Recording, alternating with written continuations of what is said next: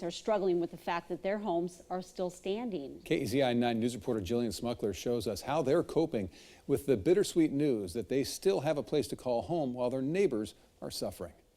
It's a funny kind of feeling to have, to be happy about one thing and to be sad about the same circumstance for someone else. Christopher Gilliam and his wife have been living in a motel ever since the Holiday Farm fire broke out. We thought we would be back in a couple of days, and a couple of days turned into, 3 weeks. When they received a level 3 evacuation notice, they thought it was because of a windstorm since the power was out. So they packed enough for a couple of days and left, leaving behind family pictures, their 3 pets, and a lifetime of memories. This is like a miracle. This is a blessing to still be here and talk about it. 3 weeks later, they finally learned the fate of their home from fire crews.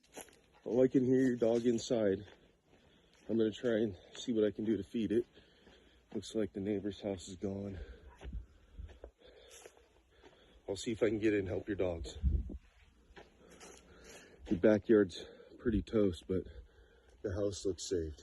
We couldn't believe, how close, everything came to burning down. The Gilliam family has been back to their property 3 times now since the fire broke out. But they tell me that first time they were back here, they were absolutely shocked. Not only because their home is still standing after the fire was literally on their property, but because of the little things, like the fire crews moving all of the furniture off of this patio right here into their backyard to limit as much damage as they could. It's just the little details that they took to save our house. Just makes you think that these firefighters really were risking their lives to make sure that everyone else's life would be okay. But despite their home being saved, this family is filled with survivor's guilt. My very next door neighbor just bought that house, only about 4 years ago, and it's down to rubble. For the Gilliam family, the flames crept near their home. For their neighbors, the flames were less forgiving. It doesn't make you feel all that great about your own situation when you see that someone else is in pain